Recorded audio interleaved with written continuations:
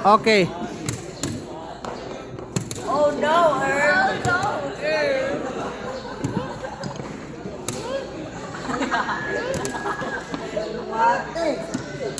Go! Let's go! Okay, players, padol sa tagamay dali kay mag-technical guidelines sa padol sa tagamay dali. Katong mga wala yung kurana, hindi rin pinipis dito. Wala may kurente, alaw na pa balik.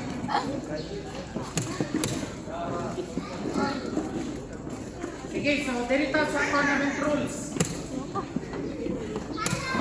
Okay na ba? So, hoping na makapaminaw tayo. Base lang natin mga claim later. Dili natin base sa itong rules. So, number 1, all players must be duly registered. So far, atong nakabot karon, na-register na gid sila. And of course, the rules of chess must govern the tournament. So far, natay 80 ka players na register, pero ang kuan mo gani ang tag na pulo kami pa ang ilang status or mga more than 10 years abutan ta mga around 20. So ako lang yapon silang gi-register pero basig daghan og default nana luoy man pud og atong i-delete kay kamulo pang biyahe pa.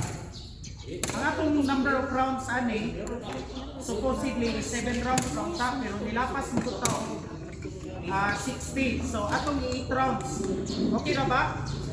8 rounds ka. So, defaulting time is 15 minutes. The time control na to is 15 minutes. Wala na ito increment. This is a rapid game. So, 15 minutes, 0 increment. Wala ito increment.